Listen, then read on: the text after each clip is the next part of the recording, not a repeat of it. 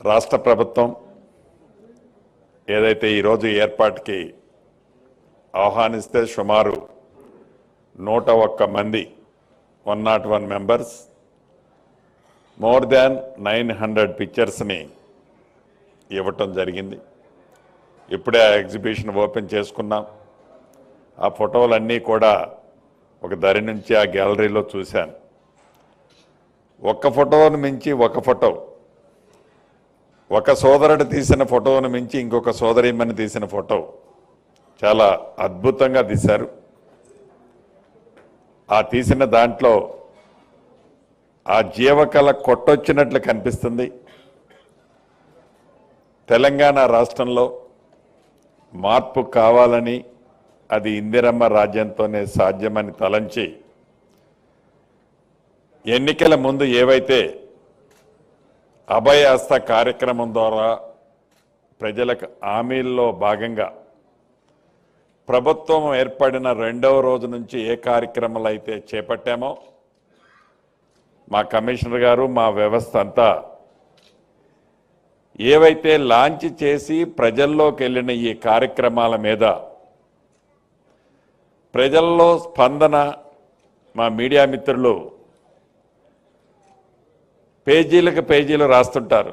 ఇందాక శ్రీనివాసరెడ్డి గారు చెప్పినట్టు ఒక పేజీలో సారాంశాన్ని ఒక పిక్చర్లో చూపించగలుగుతారు ఫోటో తీసే మా ఫోటోగ్రాఫర్ తమ్ముళ్ళు, ఆడబిడ్డలు. అంటే అది నిజంగా ఈ ఫోటో ప్రతిరోజు మార్నింగ్ పేపర్ చూసే అలవాటు నాకు. ప్రతిదీ మ్యాటర్ పూర్తిగా అన్ని పేజీలు చదవలేము, కానీ అన్ని పిక్చర్స్ చూస్తాం. అది ఆ పిక్చర్ యొక్క గొప్పతనం, అది ఆ ఫోటోగ్రాఫర్ యొక్క నైపుణ్యత.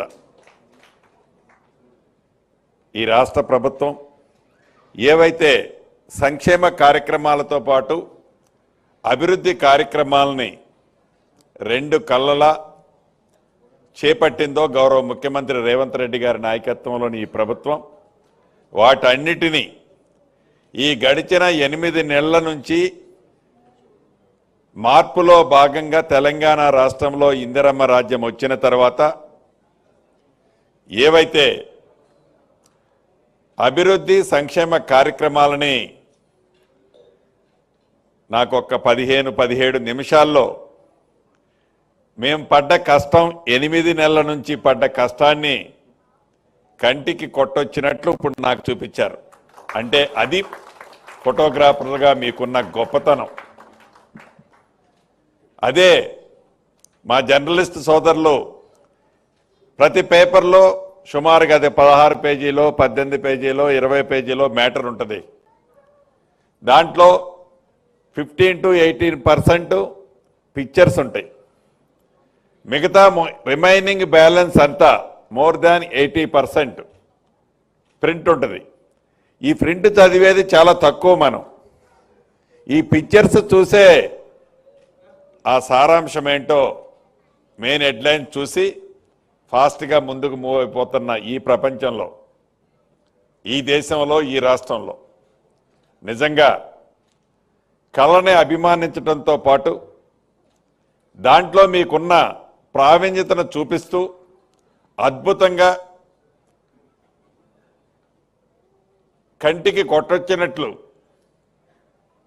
ప్రతిబింబించేటట్లు ఏవైతే మీరు తీసే పిక్చర్స్ ఉన్నాయో మనస్ఫూర్తిగా మరొక్కసారి మీ అందరినీ అభినందిస్తూ, మీతో పాటు ఈ కార్యక్రమంలో పాలు పంచుకొని రాష్ట్ర వ్యాప్తంగా ఉన్న ఫోటోగ్రాఫర్ సోదరీమణులను కూడా మనస్ఫూర్తిగా ఈ రాష్ట్ర మంత్రిగా, ఈ ప్రభుత్వ పక్షాన, నా పక్షాన అభినందనలు, కృతజ్ఞతలు తెలుపుతూ, ఇది ఇందిరమ్మ రాజ్యంలో ఫోటోగ్రాఫర్స్లో కూడా చాలామంది అనేక ఇబ్బందులు పడుతున్నారు. వారి సమస్యలు కూడా ఉన్నాయి. మా మిత్రులు ఇచ్చినట్లు తప్పకుండా ఇది వేదిక కాదు, కానీ తప్పకుండా మీ సమస్యలను కూడా మీ మంత్రిగా నేను హామీ ఇస్తున్నాను. మీ సమస్యలను కూడా పరిష్కరించే దాంట్లో పాజిటివ్గా ఈ ప్రభుత్వం ఉంటుందని మనస్ఫూర్తిగా ఈ వేదిక మీద నుంచి మరొక్కసారి మీ అందరికీ తెలియజేస్తూ మీ అందరికీ ఫోటోగ్రాఫ్ వ్యవస్థ సోదరి సోదరులందరికీ మరొక్కసారి అభినందనలు తెలియజేసుకుంటూ సెలవు తీసుకుంటున్నాను.